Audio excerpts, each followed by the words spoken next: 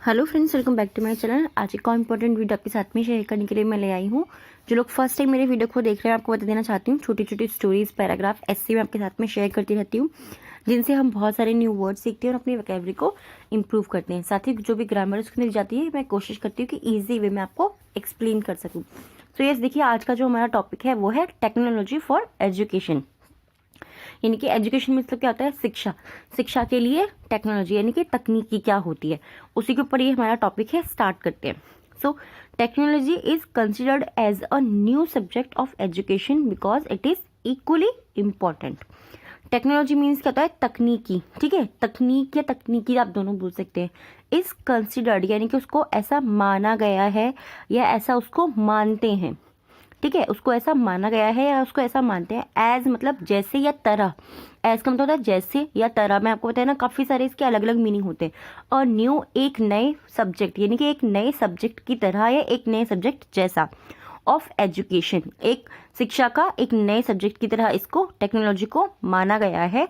Because क्योंकि it is equally important. Because यानी कि क्योंकि इट इज़ यह है, इक्वली मतलब बराबर, इम्पॉर्टेंट मतलब महत्वपूर्ण, क्योंकि ये उतना ही इक्वली इम्पॉर्टेंट है या उतना ही या बराबर इम्पॉर्टेंट है जितना की शिक्षा होती है, जितनी की हमारी एजुकेशन होती है। राइट, इक्वली मीन्स बराबर, इम्पॉर्टेंट मीन्स महत्वपूर्ण, या आप इसको ज़रूरी भी बोल सकते हैं। बहुत ज़्यादा ज़रूरी जब हमें कोई चीज़ बोलनी होती है तब हम बोलते हैं महत्वपूर्ण, यानी कि बहुत ज़रूरी मीन्स महत्वपूर्ण। ठीक है, it has become a fundamental part of education. It has become यानी कि ये बन गया है या ये हो गया है। हैज़ का मीनिंग क्या होता है? हैज़ का मीनिंग होता है। जब कोई चीज़ बन जाती है या हो जाती है, हम वहाँ पर हैज़ का यूज़ कर सकते हैं। हैज़ का मतलब होता है कि कोई चीज़ ये आपके पास में है। उस तरीके से जब हमें बोलना होता है तब हम बोल सकते हैं कि है। ठीक है, इट हैज़ बिकम ये बन गया है या ये हो गया है a fundamental part of education. Fundamental means क्या होता है? फंडामेंटल मीन्स होता है मौलिक।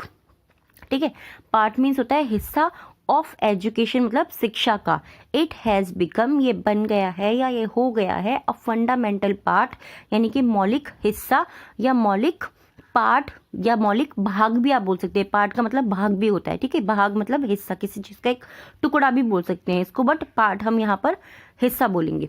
ऑफ एजुकेशन यानी कि हमारी जो शिक्षा है, हमारी जो पढ़ाई होती है, हमारी जो एजुकेशन होती है, उसका ये एक मौलिक हिस्सा बन गया है। Nowadays, either you have to know your syllabus or want to learn about. Nowadays means तो क्या होता है? Nowadays मतलब आजकल। मैं जब छोटी थी तो मैं बहुत गलतियाँ करती थी। Nowadays मतलब मुझे पता नहीं था, आजकल के लिए मैं tomorrow और yesterday और today कर दिया करती थी। So nowadays मतलब आजकल, यानी कि अभी जो चल रहा है वो। Nowadays यानी कि आजकल। Either you have to know, either मतलब क्या है? या तो सॉरी, ईदर मतलब या तो। You have to know, you have to यानी कि आपको करना है। हैव टू मैं आपको कई सारी वीडियोस में बता चुकी हूँ। हैव टू अगर कहीं पे आ रहा है तो करना है, कुछ भी काम आपको करना है। नो मीन्स होता है जानना। यू हैव टू नो आपको जानना है। यू हैव टू नो आपको जानना है। यू हैव टू ईट आपको खाना है। ठीक है, यू हैव टू नो आपको जानना है। योर सिलेबस आपका पाठ्यक्रम। ठीक है, योर सिलेबस यानी कि आपका पाठ्यक्रम। और या वांट टू लर्न, वांट मतलब क्या होता है? चाहना। वांट टू यानी कि आप चाहते हैं। लर्न मीन्स सीखना। वांट टू लर्न यानी कि सीखना चाहते हैं। लर्न मीन्स होता है सीखना या सीखना चाहते हैं, और लर्न मीन्स याद करना भी होता है। ठीक है, दोनों वर्ड होते हैं इसके, दोनों का मीनिंग सेम ही होता है, सीखना या याद करना। अबाउट मीन्स क्या होता है? अबाउट मतलब किसी भी चीज़ के विषय में, जब आपको बोलना है किसी चीज़ के बारे में। ठीक है, किसी चीज़ के विषय में बोलना है, किसी चीज़ के बारे में बोलना है, तब हम वर्ड यूज़ करते हैं अबाउट। या आप किसी विषय के बारे में जानना चाहते हैं या सीखना चाहते हैं। और टॉपिक यानी कि एक विषय के, टॉपिक मतलब क्या होता है? एक टॉपिक मतलब एक विषय ही होता है ना। एक टॉपिक के बारे में आप सीखना चाहते हैं या जानना चाहते हैं। Everything is possible and available online. Everything मतलब सब कुछ।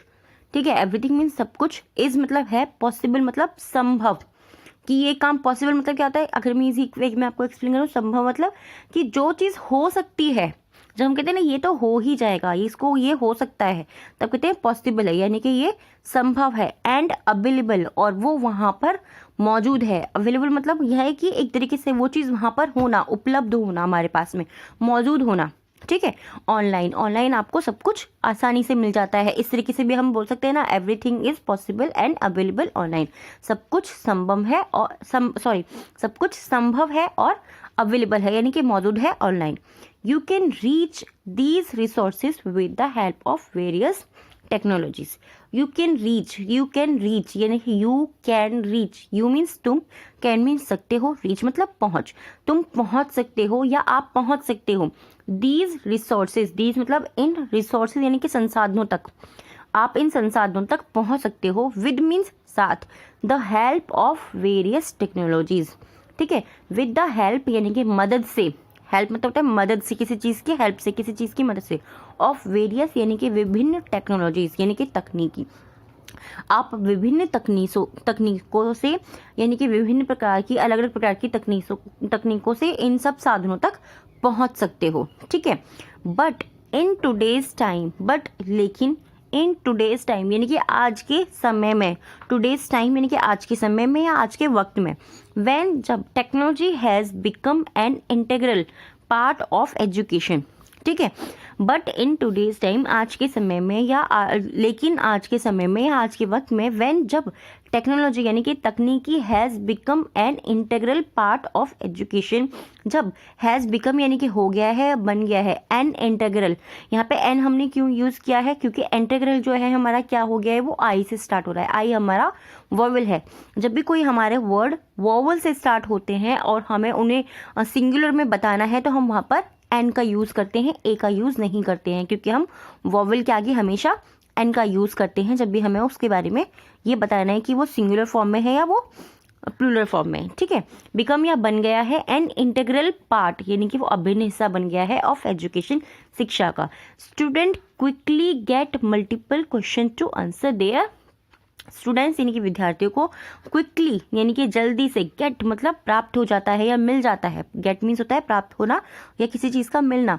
मल्टीपल ऑप्शन यानी कि बहुत सारे, मल्टीपल मतलब बहुत ज़्यादा या बहुत सारे, ऑप्शन यानी कि विकल्प। स्टूडेंट क्विकली गेट मल्टीपल विकल्प टू आंसर, स्टूडेंट जो होते हैं उनको आसानी से बहुत सारे विकल्प यानी कि विकल्पों का उत्तर मिल जाता है। आंसर देयर क्वेश्चंस होगा, ठीक है। आंसर यानी कि उत्तर, देयर मतलब उनके, देयर यहाँ पे एक चीज़ याद रखिए, देयर मतलब THERE नहीं है, THEIR है। देयर क्वेश्चंस, उनके क्वेश्चंस का आंसर आसानी से मिल जाता है। देयर आर मल्टीपल प्लेटफॉर्म, यहाँ पे जो है मल्टीपल यानी कि बहुत सारे प्लेटफॉर्म है, एंड एप्स है। वेयर मतलब जहाँ, students can also ask their doubts, students यानी कि विद्यार्थी, कैन मतलब सकते हैं, ऑल्सो मतलब भी, आस्क मतलब पूछ, जहाँ पे विद्यार्थी पूछ सकते हैं देयर डाउट्स, उनके संदेह, ठीक है। जिस चीज़ पे उन्हें डाउट है, जिस चीज़ पे उन्हें लगता है कि ये चीज़ मुझे समझ में नहीं आ रही, मुझे कुछ गड़बड़ हो रही है, तो यानी कि वो उनका डाउट है, जहाँ पर उन्हें संदेह हो रहा है। और हैव अ लाइव इंटरेक्शन, और हैव मतलब वो ले सकते हैं या वो कर सकते हैं अ लाइव इंटरेक्शन, ठीक है। यहाँ पे हमने सकते के लिए कैन यूज़ क्यों नहीं किया, क्योंकि हमारे जो सेंटेंस है उसके स्टार्टिंग में हम कैन ऑलरेडी यूज़ कर चुके हैं, तो हम बार बार कैन का यूज़ नहीं करेंगे। वो जो है अपने डाउट को वो पूछ भी सकते हैं और वो लाइव इंटरेक्शन भी कर सकते हैं। इंटरेक्शन मतलब क्या होता है, बातचीत करना लाइव, विद देयर टीचर्स, अपने अध्यापकों के साथ में यानी कि अपने टीचर्स के साथ में वो लाइव इंटरेक्शन भी कर सकते हैं। Education has progressed a lot, education यानी कि शिक्षा, हैज़ मतलब हो गई है या बढ़ गई है, ठीक है। प्रोग्रेस्ड अ लॉट यानी कि उसका बहुत ज़्यादा विकास हो गया है। Education has progressed a lot means क्या होता है, बहुत ज़्यादा, बहुत सारा जब हमें बोलना होता है, अलॉट यानी कि बहुत ज़्यादा विकास हुआ है। You can also compare the marks, you can यानी कि आप कर सकते हैं, ऑल्सो भी, कंपेयर मीन्स तुलना, ठीक है। किसी चीज़ की तुलना करनी, किसी चीज़ को आपको कंपेयर करना है, यानी कि उसकी एक तरीके से बराबरी करके देखनी है ना, हम बोलते हैं इसके इतने नंबर आए, इतने नंबर आए, तो you can also compare the marks, आप मार्क्स को भी कंपेयर कर सकते हैं। इन द ओल्ड डेज यानी कि पुराने दिनों में, पीपल यूज टू गेट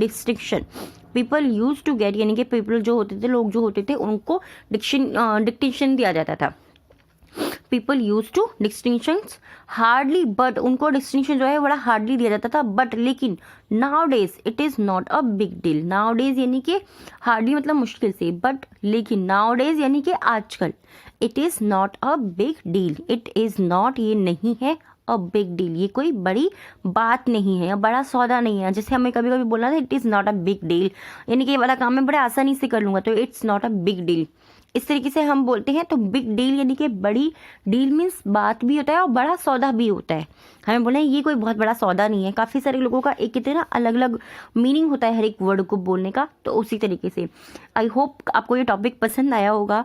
और अगर आप चाहते हैं कुछ नया टॉपिक जो आपको ज़रूरत है और मैं आपके साथ में शेयर करूँ, तो आप मुझे कॉमेंट में बता सकते हैं। सो येस, अब टाइम है हमारे 3 वर्ड्स का, जिनको मैं आपको हर वीडियो में देती हूँ, और ये 3 वर्ड्स हमारे इसी पैराग्राफ में से होते हैं जो मैं आपके साथ में शेयर कर रही होती हूँ। सो फर्स्ट वर्ड जो है, इनसे आपको क्या करना है, आपको 3 टेंस बनाने हैं। आप पास्ट में, फ्यूचर में, प्रेजेंट में किसी में भी बना सकते हैं और उसको कमेंट बॉक्स में ज़रूर लिखिएगा। जो फर्स्ट वर्ड है हमारा वो है फंडामेंटल। फंडामेंटल फर्स्ट वर्ड है, ठीक है। सेकेंड वर्ड है इंटेग्रल एंड थर्ड वर्ड है डील। इन तीनों से आपको टेंस बनाना है और कमेंट बॉक्स में लिखना है। फंडामेंटल मीन्स मौलिक, ठीक है। फंडामेंटल मीन्स होता है मौलिक। इंटेग्रल मीन्स होता है अभिन्न, ठीक है, अभिन्न, जिसके हिस्से ना किए जा सकें। अभिन्न मतलब जिसके हिस्से ना किए जाते हैं। और डील मतलब सौदा, ठीक है। इन तीनों से ही आपको टेंस बनाना है और उसको लिखना है। अब जो लोग डिक्टेशन लिखना चाहते हैं, आप डिक्टेशन का लिख सकते हैं। डिक्टेशन का फर्स्ट वर्ड है आज का ईदर। डिक्टेशन का फर्स्ट वर्ड है आज का ईदर, ओके। सेकंड है अवेलेबल। सेकंड वर्ड है अवेलेबल एंड थर्ड वर्ड है डिस्टिक्शन।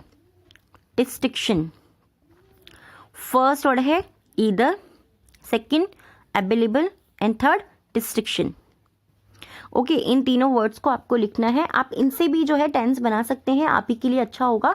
और जितनी ज़्यादा आप प्रैक्टिस करेंगे उतना ज़्यादा आपको इम्प्रूवमेंट होगा। एक चीज़ और मैं बोलना चाहती हूँ, अगर कहीं आपको लगता है ना इन वाले वर्ड्स का मुझे मीनिंग आता है, आप प्लीज़ वहाँ पर रुकिएगा मत। आता है जब आपको फील होना लग जाता है ना कि हाँ इसका मीनिंग मुझे पता है, यानी कि वो आपके माइंड में कहीं ना कहीं सेट होने वाला है, तो आप उसको कंटिन्यू रखिए और जितना हो सके उतना ज़्यादा उसको यूज़ करते रहिए। और यस, ये वीडियो अगर पसंद आए तो वीडियो को लाइक ज़रूर कीजिएगा, और मैं आपके साथ में लिंक शेयर करती रहती हूँ। So please like, share and subscribe. Thanks for watching.